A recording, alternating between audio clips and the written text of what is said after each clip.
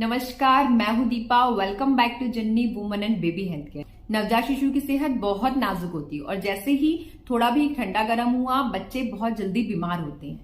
हम ऐसा क्या कर सकते हैं कि हमारे शिशु बार बार बीमार ना पड़े, उसकी इम्यूनिटी स्ट्रांग हो और अगर वो बीमार पड़ जाए तो उसे सर्दी जुकाम हो जाती है। तो हम ऐसा क्या घरेलू उपचार कर सकते हैं कि हमारा बेबी, हमारा जो नवजात शिशु है वो जल्दी से ठीक हो जाए। हम हर बार अपने बच्चे को डॉक्टर के पास नहीं लेके जा सकते हैं। हर बार हम उसे एंटीबायोटिक के हैवी डोज नहीं दे सकते हैं सर्दी जुकाम को ठीक होने के लिए, क्योंकि जो नवजात शिशु होता है उसको साल भर में 10 से 12 बार सर्दी जुकाम होना नॉर्मल है। लेकिन घरेलू उपचार ज्यादा बेटर है बार बार अपने बच्चे को एंटीबायोटिक देने से। इसीलिए पहले कोशिश कर लीजिए कि आपका बच्चा घरेलू उपचार से ठीक हो जाए। लेकिन अगर आपके बच्चे को आराम नहीं लगता है और आपके बच्चे की सिचुएशन बिगड़ रही है तो आपको जल्द से जल्द अपने बच्चे को डॉक्टर के पास लेके जाना चाहिए। देखिए, जो नवजात शिशु होते हैं वो बहुत नाजुक होते हैं और कई बार वो अपनी परेशानी ना बता पाने के कारण रोने लगते हैं। नवजात शिशु अपनी परेशानी आपको नहीं बता सकते हैं। बच्चे बहुत ज्यादा परेशान होते हैं कंपैरिजन टू बड़े लोगों से। मतलब अगर बड़े लोग बीमार होते हैं तो वो उस चीज को मैनेज कर लेते हैं, लेकिन अगर जो नवजात शिशु है वो बीमार होते हैं तो वो अपनी परेशानी को आपसे ना बता सकते हैं, ना ही उन परेशानियों को कैसे सामना करना है, कैसे डील करना है, उनको वो आता है। तो आज जो मैं आपको घरेलू टिप्स बताने वाली हूँ वो इतने ज्यादा कारगर है कि उससे आपका बच्चा झट से ठीक होगा और उसे किसी तरह की परेशानी भी नहीं होगी। तो चलिए शुरू करते हैं बिना किसी देरी के। बच्चों के बीमार होने पर उन्हें सिर्फ सर्दी जुकाम के अलावा फीवर भी आता है।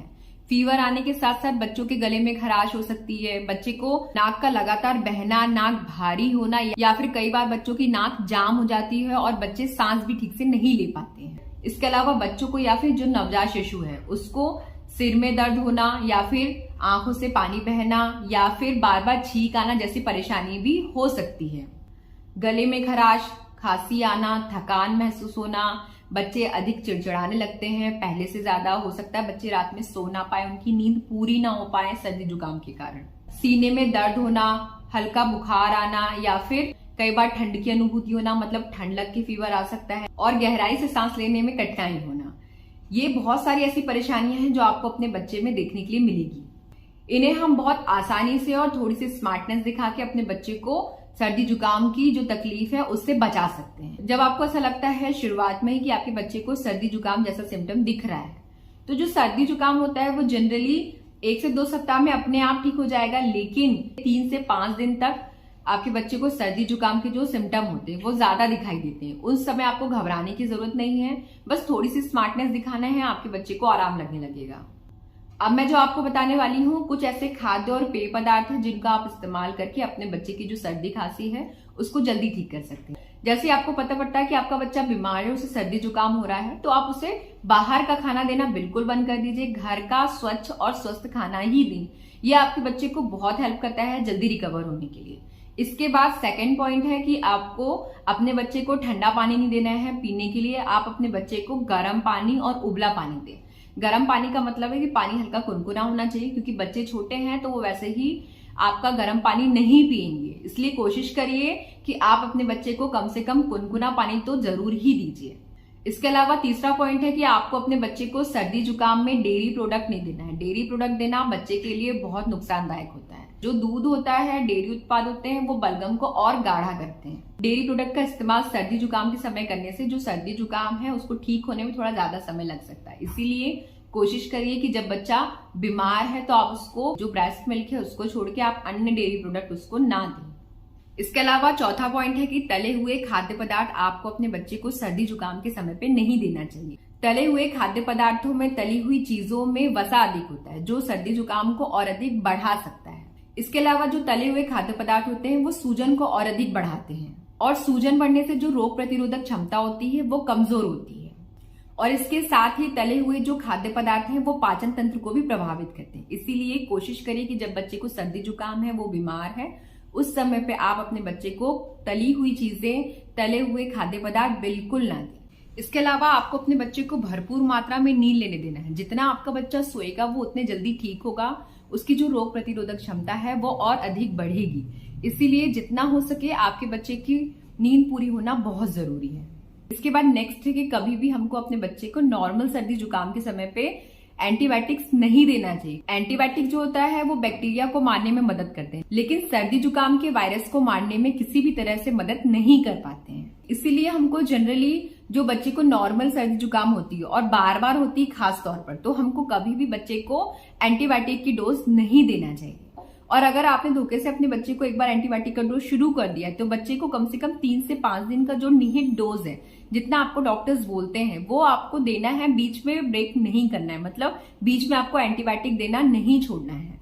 नहीं तो जो आप एंटीबायोटिक बच्चे को दे रहे हैं उस एंटीबायोटिक का आपके बच्चे पे कोई असर नहीं होगा। और जब अगली बार आप अपने बच्चे को वही एंटीबायोटिक उसी डोज में देंगे तो आपके बच्चे का जो इम्यून सिस्टम है वो उस एंटीबायोटिक के लिए रेसिस्ट हो जाएगा और वो एंटीबायोटिक आपके बच्चे के शरीर में बिल्कुल असर नहीं करेगी। इसीलिए सबसे पहले तो आपको एंटीबायोटिक नहीं देना है, लेकिन अगर आपने दे दी है तो आपको उसका डोज कंप्लीट करना है और एंटीबायोटिक सिर्फ और सिर्फ डॉक्टर की सलाह पे ही दी जानी चाहिए। इसके अलावा मैं आपको जो नुस्खा बताने जा रही हूँ वो बहुत कारगर है, ध्यान से सुनिएगा, बहुत जल्दी असर करता है बच्चे पे।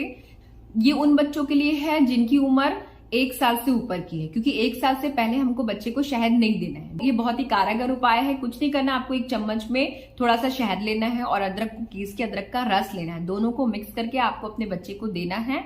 जब भी आप बच्चे को देंगे आपको बच्चे पे तुरंत आराम देखने मिल जाएगा। आपके बच्चे को अगर बहुत ज्यादा खांसी हो रही है, गले में बहुत ज्यादा खराश है, तो बच्चे की जो खांसी है वो तुरंत ठीक हो जाएगी। मतलब लंबे समय के लिए नहीं, लेकिन जो बच्चा लगातार खांस रहा है उससे उसको तुरंत रिलीफ मिल जाएगा। मतलब एक तरह से आप कह सकते हैं ये कफ सिरप से जैसे बच्चे को आराम लगता है, वैसे ही शहद और अदरक का जो मिक्सचर होता है उससे बच्चे को तुरंत आराम लगता है। और अगर आपका बच्चा 1 साल से छोटा है तो कोई परेशानी वाली बात नहीं है, आप बच्चे को शहद ना दीजिए, लेकिन आप बच्चे को अदरक दे सकते हैं। अदरक का रस वैसे ही किस के आप बच्चे को देंगे। आपके बच्चे को रात में खांसी ज्यादा उठती है तो आपको बार बार उठना नहीं पड़ेगा, आप उसे रात में सोते समय दे दीजिए। आपका बच्चा रात भर अच्छी नींद में सोएगा और उसे खांसी भी नहीं आएगी।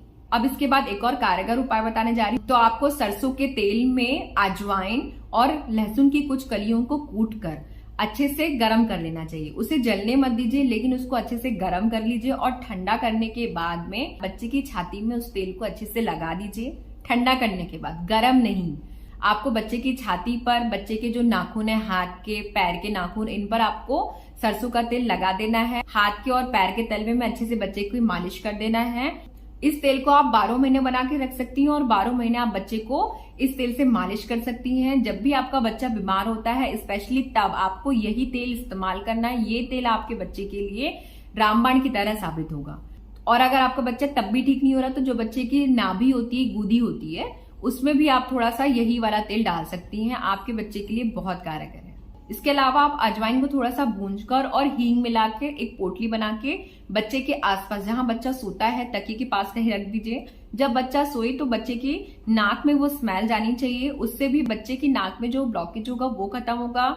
इसकी स्मेल से बच्चे को सर्दी जुकाम में आराम भी लगेगा और बच्चे को गहरी नींद भी आएगी। और अगर आपके बच्चे की उम्र 1 साल से ज्यादा है तो आप अपने बच्चे को रोज रात में सोते समय हल्दी वाला दूध दे सकती हैं। आपको 1 कप दूध में 1 चुटकी हल्दी मिलाना है। हल्दी बहुत अच्छी एंटीबायोटिक का काम करती है। ये जितने भी गले में इन्फेक्शन होता है या फिर इन्फ्लामेशन होता है, सूजन होता है, उसको भी कम करती है। इसलिए आप अपने बच्चों की हैबिट डाल सकते हैं कि वो रात में रोज सोते समय 1 कप दूध में 1 चुटकी हल्दी पीकर ही सोए। इसके अलावा बीमारी कोई भी हो, सर्दी हो, जुकाम हो, फीवर हो, लेकिन आपके बच्चे का हाइड्रेट रहना बहुत जरूरी है, क्योंकि सर्दी जुकाम में बुखार भी होता है और बुखार अगर आपके बच्चे को आया तो आपके बच्चे के शरीर में पानी की कमी होने लगेगी, जिसके कारण उसको दूसरी परेशानियां भी शुरू हो सकती है। इसलिए कोशिश करें कि जो आपके बच्चे के पानी का इंटेक हो वो ऑलरेडी अच्छा हो। बच्चे को नारियल पानी पिला सकते हैं। नारियल पानी बहुत अच्छा ऑप्शन है, आपके बच्चे के शरीर में पानी की कमी को दूर भी करेगा। इसके अलावा सर्दी जुकाम में चाहे वो छोटा बच्चा हो चाहे वो बड़े हो, उनको स्टीम देना बहुत जरूरी होता है। स्टीम बच्चे के लिए बहुत ज्यादा लाभदायक होता है। अगर बच्चा 1 साल से छोटा है तो आप बाथरूम में गर्म पानी चालू करके छोड़ दीजिए और जब स्टीम अच्छे से फैल जाए आप अपने बच्चे को आधे घंटे वहां लेकर बैठ जाइए। आपके बच्चे का जो नाक में कंजेशन है, ब्लॉकेज है, वो सब खत्म हो जाएगा। और अगर बड़ा बच्चा है तो आप उसको वैसे भी स्टीम दे सकते हैं, तो वो वैसे भी भाप लेकर ठीक हो सकता है। इसके अलावा आप ध्यान रखें कि जैसे ही मौसम बदलता है या मौसम अनुसार ही आप अपने बच्चे को कपड़े पहनाएं। अगर थोड़ी सी भी ठंड लगती है तो आपको अपने बच्चे का बदन खुला नहीं रखना है, उसके कान ढकना है। और अगर गर्मी पड़ती है तो आपको बच्चे को ज्यादा ढक के नहीं रखना है, ज्यादा कसे हुए कपड़े नहीं पहनाना है, बच्चे को हल्के कॉटन के कपड़े पहनाना जिससे बच्चे को सांस लेते बने, और बच्चे को बाहर सर्द ठंडी हवाओं में जाने से रोकना है। इसके अलावा अगर बच्चे को सर्द गर्म होता है तो जरूरी नहीं कि सर्द गर्म का मतलब एकदम ठंड हो या एकदम गर्म, या सर्द गर्म किसी भी छोटी मोटी चीजों से बच्चे को हो सकता है। आपको सर्द गर्म के समय पे बच्चे को फ्रिज में रखी हुई ठंडी चीजें नहीं देना है, आपको इसमें परहेज करवाना है।